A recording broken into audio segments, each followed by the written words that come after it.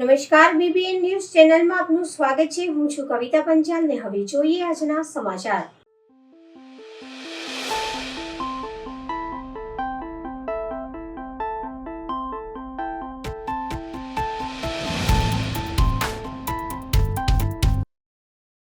આજરોજ વડોદરા ખાતે Baroda cricket association યોજાઈ 84મી એજીએમ બેઠક.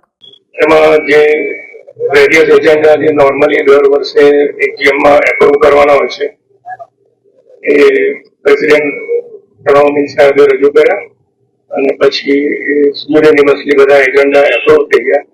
એકાઉન્ટ એપ્રુવ કરવાના, બજેટ એપ્રુવ કરવાનું, ઓડિટર એપોઇન્ટ કરવાના, ઓબ્લુસમેન લોકપાલ એપોઇન્ટ કરવાના, એ બધા 5-6 ઇમ્પોર્ટન્ટ એજન્ડા જે નોર્મલ પ્રોટોકોલ હોય છે એ આજે એના માટે આ એજીએમ હોય છે એ મળી ગઈ. સભ્યો બધા મોટી સંખ્યામાં આવ્યા છે અને આખી એજીએમ શાંતિથી વાર્ષિક સાધારણ સભા ગુજરાતીમાં એ પૂરી થઈ. એમાં જે મહત્વના મુદ્દાઓ જે ચર્ચાયેલા એ બધા મુદ્દા પ્રેસિડેન્ટ પ્રણવ તમને કહેશે. કોટંબી સ્ટેડિયમ બાબતના, ક્રિકેટિંગ બાબતના અને ફ્યુચર પ્લાન્સ એ બધા આવતા વર્ષે શું કરવાનું છે વગેરે વગેરે એ તમને president will explain to you. Thank you. I have gone all બધા ઓફિસ બેરર્સ નું ખાસું કામ એની માટે કરી રહ્યા છે. The file has reached the Chief Minister. હું ચીફ મિનિસ્ટરને મળી આવ્યો છું. He is quite confident of giving us approval. We have got the right of use for the plots to make a road. 30 મીટરનો રસ્તો બનાવવાનો હતો. So એનું right of use we've got. So hopefully that file will be passed again. એટલે બધા agreements બી થઈ ગયા છે, બધા notarized. So that will give the government an opportunity to give us the permission. એટલે થઈ જશે hopefully next quite soon. એના સિવાય સ્ટેડિયમ બહુ સરસ થયું છે. few salient points અમુક જે બહુ સરસ પોઈન્ટ છે સ્ટેડિયમના. 360 વ્યૂ છે બધી સીટોમાંથી. We have South India the largest dressing rooms. So the dressing rooms are very spacious compared to other stadiums. We have a swimming pool and a gym which are incorporated છે South Stand માં. They directly dressing room થી gym અને swimming pool પર જઈ શકાય. Media center is very big. A 150 plus print media can sit. 6 broadcasting room છે. 6 commentary box છે, studio facility છે. We have the largest broadcasting facility also. Hospitality facilities છે east and west end પર. We have food courts on every floor. We have washrooms accessible almost every floor. બે જગ્યાએ નથી, otherwise every floor has washrooms also. Our floodlights are DMX controlled floodlights which are the latest in the country. We've got an indoor practice area that is also very good. It's air conditioned and we've been using it, and it will be IGBC accreditation for green building. એના સિવાય બીજું અમે cricketing એક્ટિવિટીઝની વાત કરેલી which you may know. Cricketing activities અને બધું જે અમારા fellow office bearers apex committee, we are trying that process keeps improving in BCA. કે we improve the process જે બી કરતા હોય. Last year our senior team finished runners up in T20. એના સિવાય આપણા young players રાજ લિંબાની, પ્રિયાંશુ મોલિયા under 19 ટીમમાં હતા and they played in the final of the World Cup. Radha Yadav, Yastika Bhatia bhi India team match and they got selected for the World Cup again. Nitya Pandya has got selected for under 19 series against Australia. So એ બી ચાલુ છે. ખાસા cricket tournaments અમે કર્યા છે, workshops. So it was a good AGM and a good year, but we will improve on it coming forward in the future as well.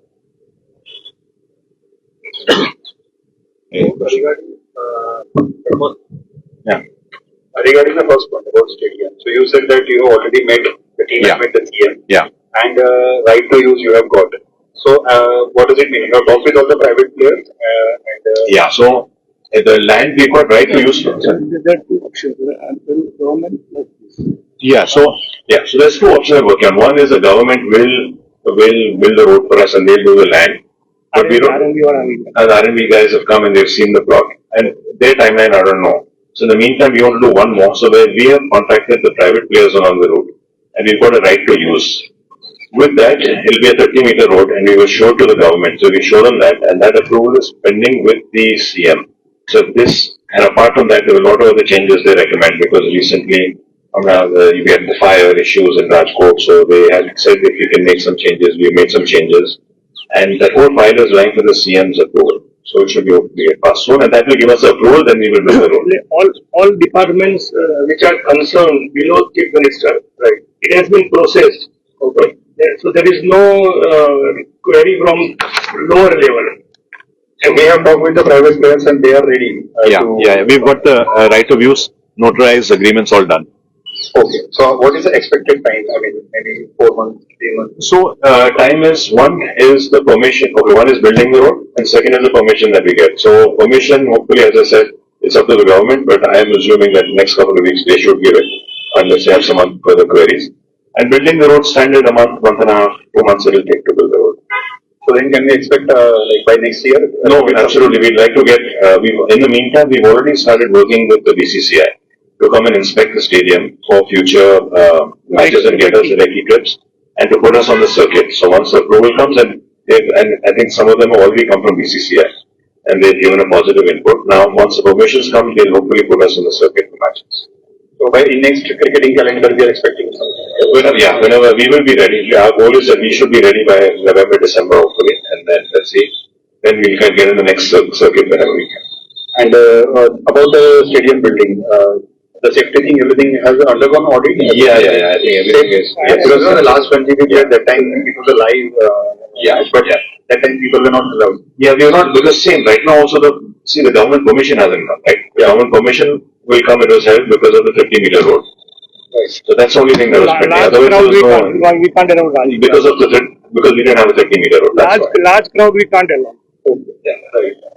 હવે જે જાહેર હેતુ માટે જગ્યાને સિલેક્ટ કરવી બધું પ્રોસેસ હોય છે અને એના ગેઝેટ બહાર પાડે છે પછી બધું રિકવર લેન્ડ એપ્લિકેશનનો પ્રોસેસ થોડો લાંબો હોય છે પણ we want to do that till they finish this process which will never stop, we will push on pushing it. ત્યાં સુધી અમે રાઇટ ટુ યુઝ વાળો રોડ 30 મીટરનો સીધો નજીકમાં નજીક લઈ લઈશું અને પછી એને how to hide it or lease it out or whatever. We are negotiating with them. Approximate કેટલી હશે? We haven't worked that out. No idea. But see, JB has a way. At this moment, see, we have no problem of funds. And it won't be so big amount compared to the stadium which we have built. So that compared to that, it is, I think it will be very, it is very interesting proposal.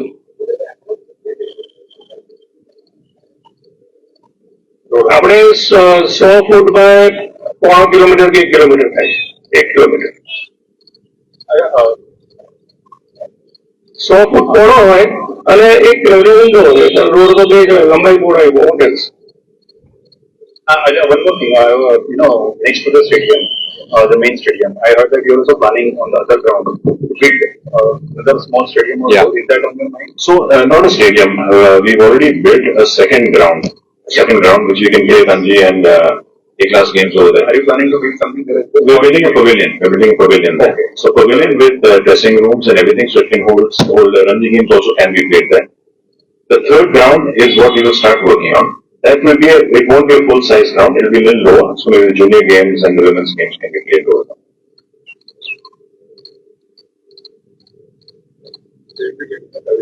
Maximum use. The work will start soon on it, or It's already started.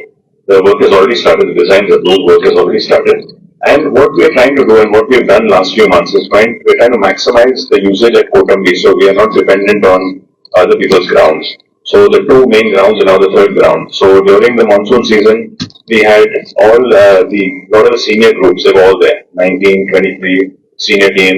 Because once they're there, they can practice there, there's practice nets, there's indoor net, swimming pool, gym, everything. So, yeah, and the academy is also got moved over there. So the academy coach is also based at Kotambi. So there's a lot of figuring activity happening at Kotambi.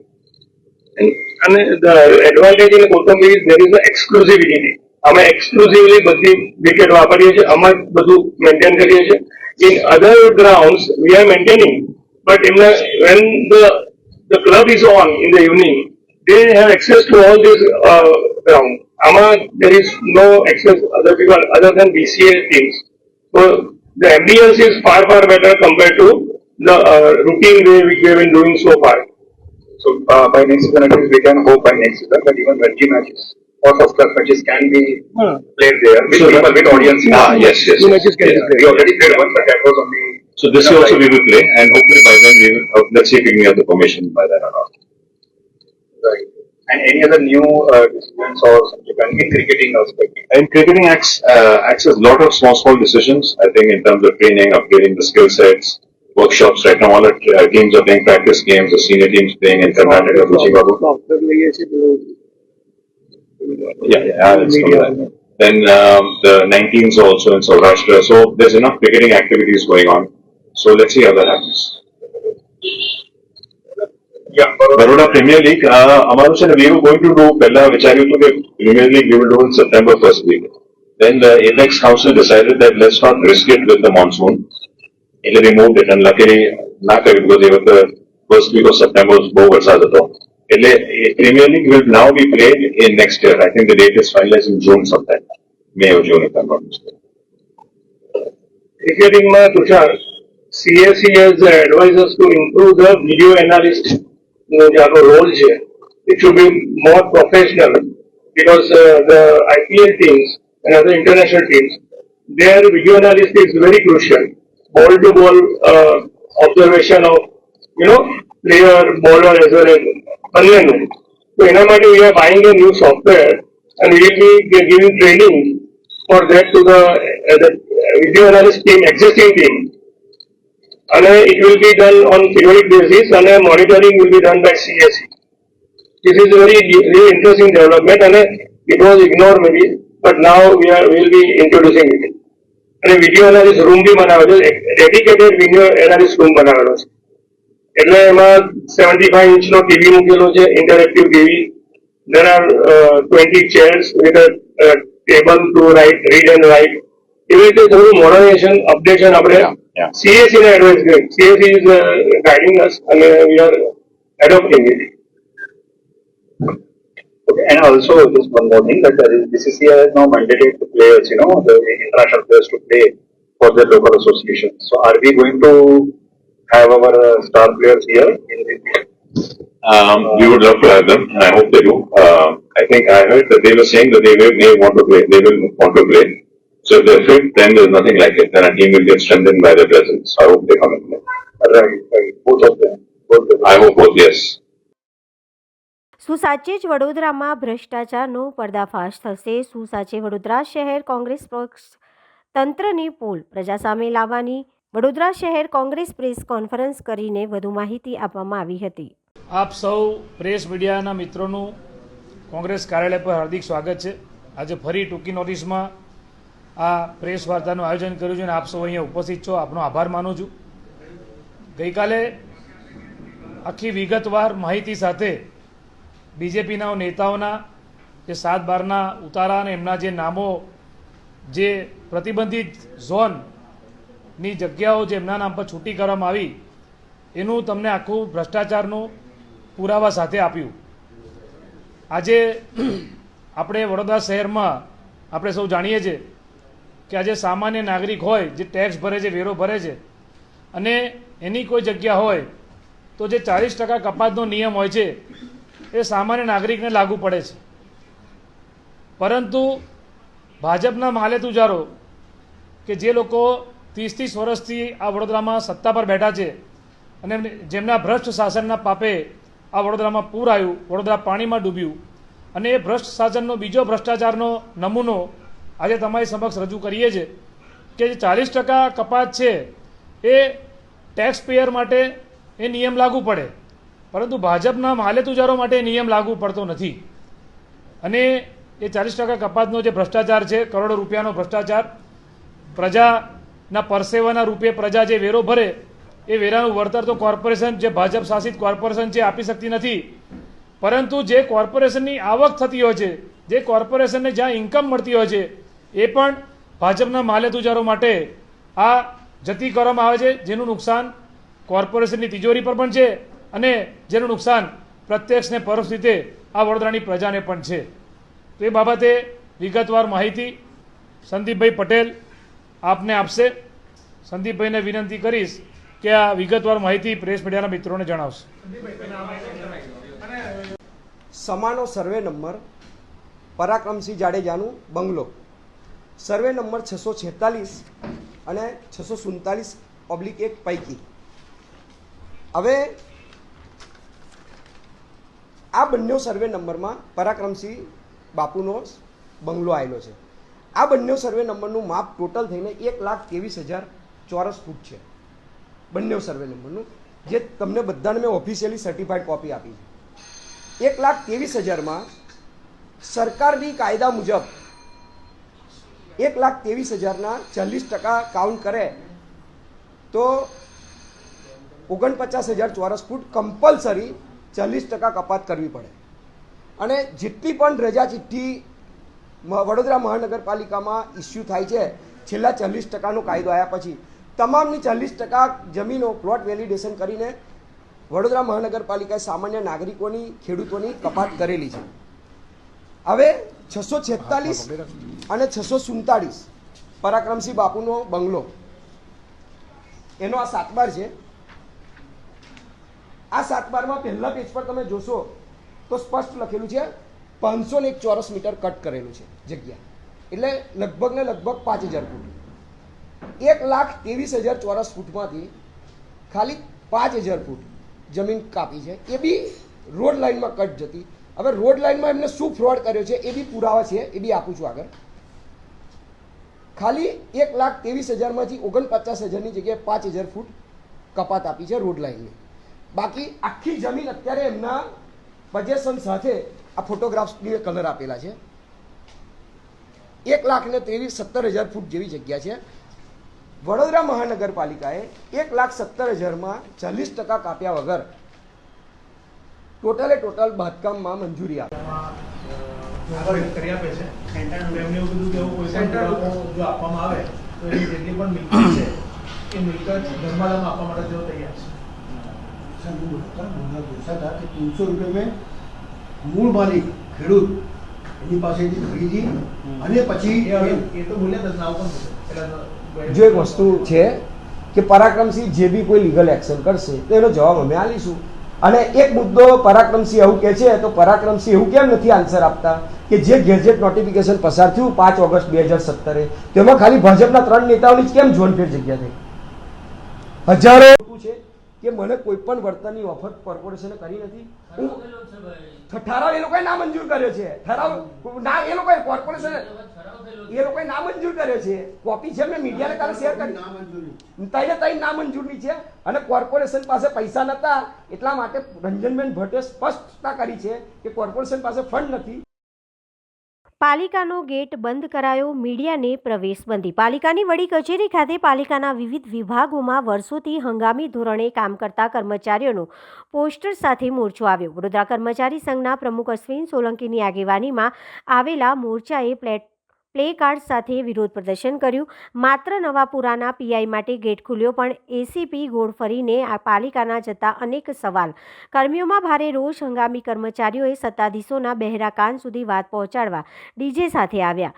અગ્રણી અશ્વિન સોલંકીએ પ્રતિક્રિયા આપી. અંતે ગેટના તાળા નહીં ખોલાતા gate પર જ આવેદન લગાવ્યું. જોકે મોડે આવેલા મ્યુનિસિપલ કમિશનરે આવેદન સ્વીકારી રજૂઆત સાંભળી હતી. વર્ષથી વડોદરા મહાનગરપાલિકાની અંદર તમામ ડિપાર્ટમેન્ટની અંદર કાયમી કર્મચારીઓ બધા રિટાયર્ડ થઈ ગયા છે. કોઈ કાયમી કર્મચારીઓ રહ્યા નથી. એમની જગ્યાએ વડોદરા મહાનગરપાલિકાના તમામ ડિપાર્ટમેન્ટ બધા કોન્ટ્રાક્ટથી આપી દેવામાં આવ્યા છે. આ કોન્ટ્રાક્ટના કર્મચારીઓ છેલ્લા 12-14 વર્ષથી અહીંયા આ વડોદરા મહાનગરપાલિકામાં સેવા આપી રહ્યા છે. વડોદરાના નાગરિકોની સેવા કરી રહ્યા છે. અમારી વાત એ છે કે આજે આ એ લોકોએ હમણાં 12-14 વર્ષ એમની જિંદગીના આ વડોદરા મહાનગરપાલિકાને આપ્યા છે, ત્યારે આ કર્મચારીઓને આ જે ખાલી જગ્યાઓ છે એ ખાલી જગ્યાઓ પર એમની ભરતી કરવામાં આવે અને એમને ન્યાય આપવામાં આવે.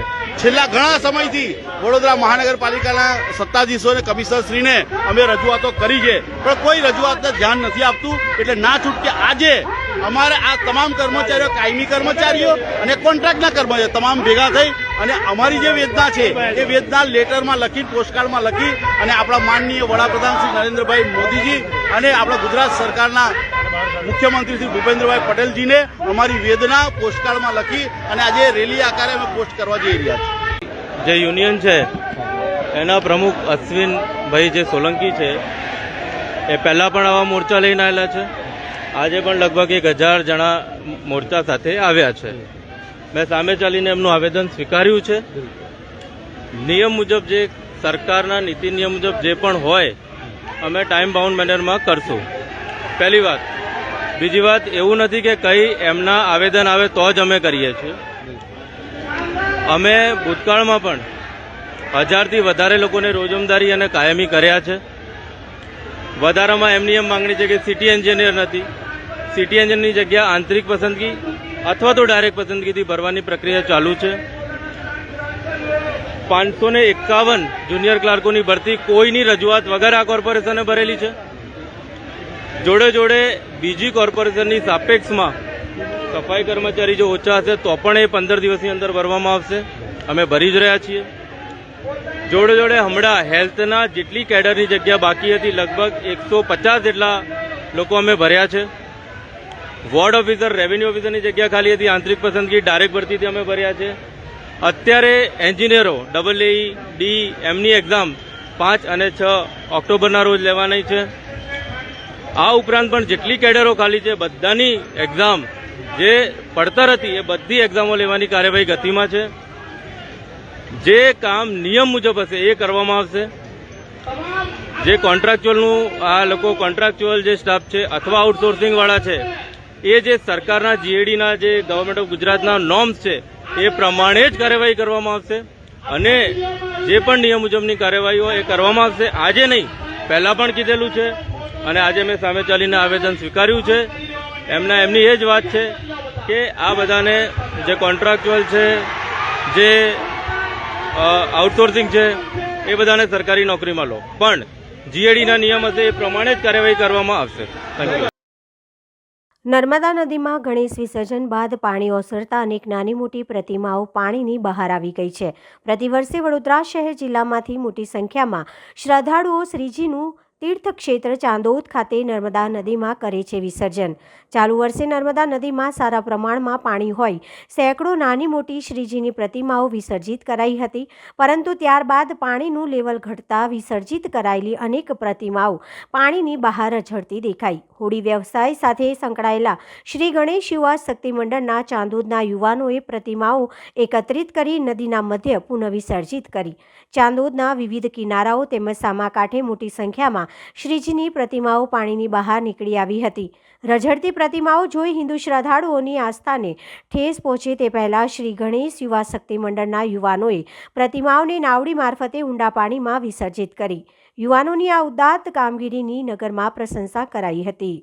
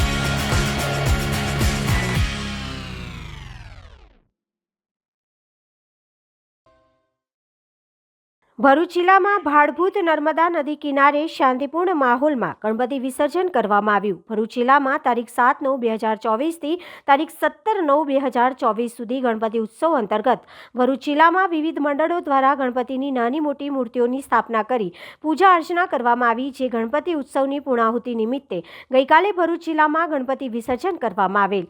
ભરૂચ વહીવટી તંત્ર દ્વારા ગણેશજીની મોટી મૂર્તિઓ વિસર્જન માટે ભરૂચ તાલુકાના ભાડભૂત ગામે નર્મદા નદી ઓવારે આયોજન કરવામાં આવેલ.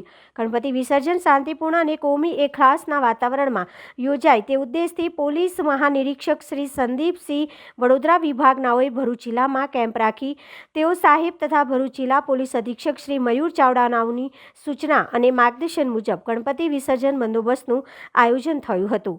ભાડભૂત ગામે નર્મદા નદી કિનારે તારીખ 17/9/2024 સવારે 10 થી તારીખ 18/9/2024 સવારના 9:30 સુધી વિસર્જન ચાલુ રહ્યું. જેમાં ગણેશજીની મૂર્તિઓના વિસર્જન માટે સ્થાનિક સ્વયંસેવકોની મદદથી 3 મોટી ક્રેન તથા 4 બોટ દ્વારા ગણેશજીની મોટી મૂર્તિ 203 તથા નાની મૂર્તિ 200 મળીને કુલ 403 મૂર્તિઓનું વિસર્જન કરવામાં આવ્યું. આ ભાડભૂત ગામે ગણપતિ વિસર્જનના સ્થળે નાયબ પોલીસ અધિક્ષક શ્રી CK પટેલ ભરૂચ વિભાગ, નાયબ પોલીસ અધિક્ષક શ્રી PL ચૌધરી જંબુસર વિભાગ તથા નાયબ પોલીસ અધિક્ષક શ્રી ભરૂચ મિલન મોદીનાઓ સહિત police inspector Shri 05, police sub inspector 4, જિલ્લા LCB SOG ટીમ સહિત પોલીસ કર્મચારી 80 તથા SRP 3, સેક્શન હોમગાર્ડ, GRD જવાન 85 અને સ્વયંસેવકો 44 બંદોબસ્તમાં હાજર રહ્યા હતા. જિલ્લા વહીવટી તંત્ર અને પોલીસ ડિપાર્ટમેન્ટના અથાગ પ્રયત્નોથી ભાડભૂત ગામના સરપંચ તથા સ્થાનિક આગેવાનોના સહકારથી જિલ્લાનો અતિ સંવેદનશીલ ગણપતિ વિસર્જનનો બંદોબસ્ત શાંતિપૂર્ણ રીતે પૂર્ણ થયેલ છે. તો આ હતા આજના સમાચાર. આવતીકાલે ફરી મળીશું આ ચેનલ પર આ સમય. ત્યાં સુધી સમગ્ર BBN ન્યૂઝ ચેનલની ટીમને રજા આપશો. નમસ્કાર.